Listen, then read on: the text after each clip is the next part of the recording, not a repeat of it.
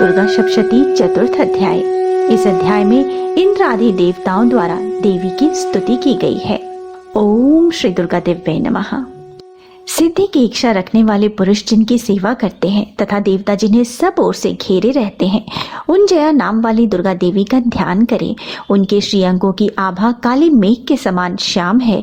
वे अपने कटाक्षों से शत्रु समूहों को भय प्रदान करती हैं। उनके मस्तक पर अबाध चंद्रमा की रेखा शोभा पाती है। वे अपने हाथों में खड्ग, चक्र, कृपाण और त्रिशूल धारण करती हैं। उनके 3 नेत्र हैं। वे सिंह के कंधे पर चढ़ी हुई हैं और अपने तेज से तीनों लोकों को परिपूर्ण कर रही हैं। ऋषि कहते हैं, अत्यंत पराक्रमी दुरात्मा महिषासुर तथा उसकी दैत्य सेना के देवी के हाथ से मारे जाने पर इंद्र आदि देवता प्रणाम के लिए गर्दन तथा कंधे झुकाकर उन भगवती दुर्गा का उत्तम वचनों द्वारा सत्वन करने लगे। उस समय उनके सुंदर अंगों में अत्यंत हर्ष के कारण रोमांच हो आया था। देवता बोले, संपूर्ण देवताओं की शक्ति का समुदाय ही जिनका स्वरूप है तथा जिन देवी ने अपनी शक्ति से संपूर्ण जगत को व्याप्त कर रखा है, समस्त देवताओं और महर्षियों की पूजनीय उन जगदम्बा को हम भक्ति पूर्वक नमस्कार करते हैं। वे हम लोगों का कल्याण करें। जिनके अनुपम प्रभाव और बल का वर्णन करने में भगवान शेषनाग, ब्रह्मा जी तथा महादेव जी भी समर्थ नहीं हैं। वे भगवती चंडिका संपूर्ण जगत का पालन एवं अशुभ भय का नाश करने का विचार करें। जो पुण्यात्माओं के घरों में स्वयं ही लक्ष्मी के रूप में, पापियों के यहाँ दरिद्रता के रूप, शुद्ध अंतःकरण वाले पुरुषों के हृदय में बुद्धि के रूप में, सत्पुरुषों में श्रद्धा के रूप में तथा कुलीन मनुष्यों में लज्जा के रूप में निवास करती हैं, उन आप भगवती दुर्गा को हम नमस्कार करते हैं। देवी, आप संपूर्ण विश्व का पालन कीजिए। देवी, आपके इस अचिंत्य रूप का, असुरों का नाश करने वाले भारी पराक्रम तथा समस्त देवताओं और दैत्यों के समक्ष युद्ध में प्रकट किए हुए आपके अद्भुत चरित्र का हम किस प्रकार वर्णन करें। आप संपूर्ण जगत की उत्पत्ति में कारण है। आप में सत्व गुण, रजोगुण और तमोगुण, ये तीनों गुण मौजूद हैं, तो भी दोषों के साथ आपका संसर्ग नहीं जान पड़ता। भगवान विष्णु और महादेव जी आदि देवता भी आपका पार नहीं पा सकते। आप ही सबका आश्रय हैं। ये समस्त जगत आपका अंशभूत है, क्योंकि आप सबकी आदिभूता, अव्याकृता, परा प्रकृति है। देवी, संपूर्ण यज्ञों में जिसके उच्चारण से सब देवता तृप्ति लाभ करते हैं, वो स्वहा आप ही हैं। इसके अतिरिक्त आप पितरों की तृप्ति का भी कारण है। अतएव सब लोग आपको स्वधा भी कहते हैं। देवी, जो मोक्ष की प्राप्ति का साधन है, अचिंत्य महाव्रत स्वरूपा है, समस्त दोषों से रहित है, जितेंद्रिय तत्वों को ही सार वस्तु मानने वाले तथा मोक्ष की अभिलाषा रखने वाले मुनिजन जिनका अभ्यास करते हैं, वे भगवती पराविद्या आप ही हैं। आप शब्द स्वरूपा हैं। अत्यंत निर्मल ऋग्वेद, यजुर्वेद और उद्गीत के मनोहर पदों के पाठ से युक्त सामवेद का आधार भी आप ही हैं। आप देवी, त्रयी और भगवती हैं। इस विश्व की उत्पत्ति एवं पालन के लिए आप ही वार्ता के रूप में प्रकट हुई हैं। आप संपूर्ण जगत की घोर पीड़ा का नाश करने वाली हैं। देवी, जिसे समस्त शास्त्रों के सार का ज्ञान होता है, वह मेधा शक्ति आप ही हैं। दुर्गम भव सागर से पार उतारने वाली नौका रूपी दुर्गा देवी भी आप ही हैं। आपकी कहीं भी आसक्ति नहीं है। कैटव के शत्रु भगवान विष्णु के वक्षस्थल पर एकमात्र निवास करने वाली भगवती लक्ष्मी तथा भगवान चंद्रशेखर के द्वारा सम्मानित गौरी देवी भी आप ही हैं। आपका मुख मंद मुस्कान से सुशोभित, निर्मल पूर्ण चंद्रमा के बिंब का अनुकरण करने वाला और उत्तम सुवर्ण की मनोहर कांति से कमनीय है, तो भी उसे देखकर महिषासुर को क्रोध हुआ और सहसा उसने उस पर प्रहार कर दिया। ये बड़े आश्चर्य की बात है। देवी, वही मुख जब क्रोध से युक्त होकर उदय काल के चंद्रमा की भांति लाल और तनी हुई भौमों के कारण विकराल हो उठा, तब उसे देखकर जो महिषासुर के प्राण तुरंत न निकल गए, यह उससे भी बढ़कर आश्चर्य की बात है, क्योंकि क्रोध में भरे हुए यमराज को देखकर भला कौन जीवित रह सकता है।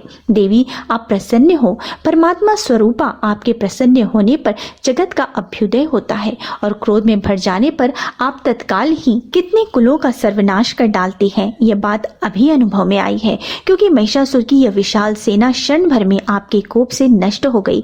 सदा अभ्युदय प्रदान करने वाली आप जिन पर प्रसन्न होती हैं, वे ही देशों में सम्मानित होते हैं। उन्हीं को धन और यश की प्राप्ति होती है। उन्हीं का धर्म कभी शिथिल नहीं होता तथा वे ही अपने हिष्ट पुष्ट स्त्री, पुत्र और और वृत्तियों के साथ धन्य माने जाते हैं। देवी आपकी ही कृपा से पुण्यात्मा पुरुष प्रतिदिन अत्यंत श्रद्धा पूर्वक सदा सब प्रकार के धर्मानुकूल कर्म करते हैं और इसके प्रभाव से स्वर्ग लोक में जाते हैं। इसलिए आप तीनों लोकों में निश्चय ही मनोवांछित फल देने वाली हैं। माँ दुर्गे आप स्मरण करने पर सब प्राणियों का भय हर लेती हैं और स्वस्थ पुरुषों द्वारा चिंतन करने पर उन्हें परम कल्याणमयी बुद्धि प्रदान करती हैं। दुख, दारिद्र्य तथा भय हरने वाली देवी आपके सिवा दूसरी कौन है जिसका चित्त सदा सबका उपकार करने के लिए सदा ही दयाद्र रहता है। देवी, इन राक्षसों के मरने से संसार को सुख मिले तथा ये राक्षस चिरकाल तक नरक में रहने के लिए भले ही पाप करते हों, इस समय संग्राम में युद्ध को प्राप्त होकर स्वर्ग लोक में जाए। निश्चय यही सोचकर आपने शत्रुओं का वध किया।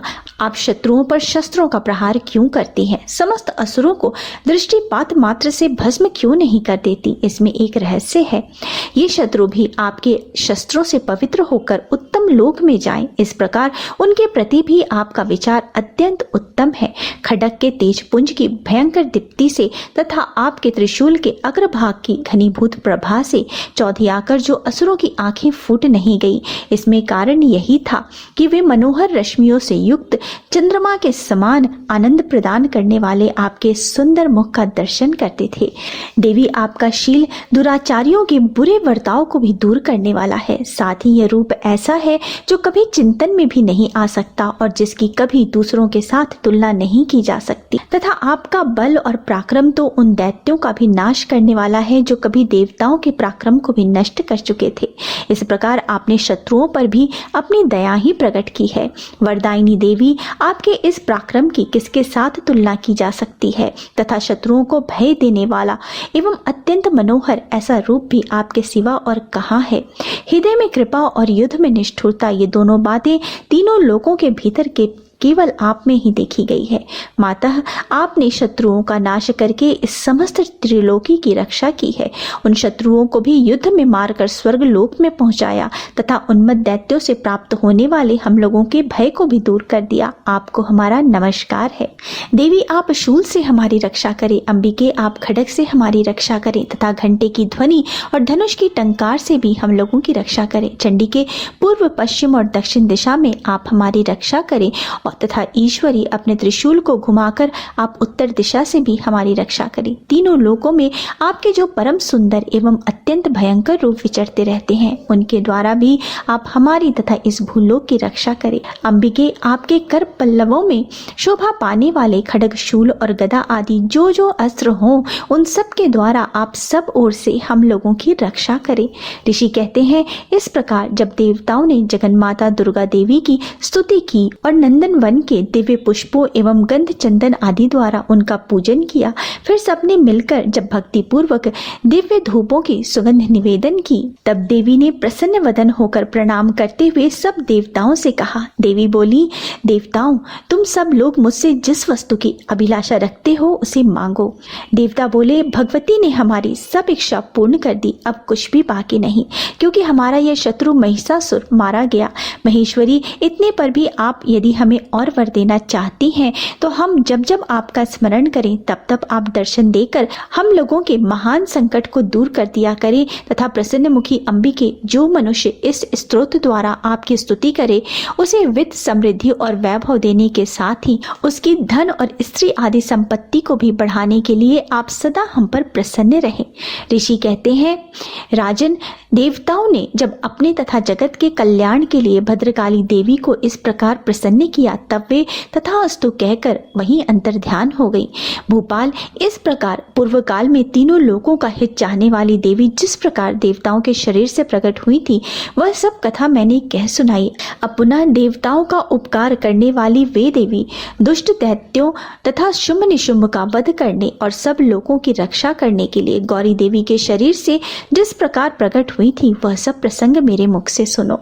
मैं उसका तुम्हें यथावत वर्णन करता हूँ। इस प्रकार श्री मार्कंड पुराण में सावर्णिक मनवंतर की कथा के अंतर्गत देवी महात्म्य में शुक्र आदि स्तुति नामक चौथा अध्याय पूर्ण हुआ। जय मां दुर्गे।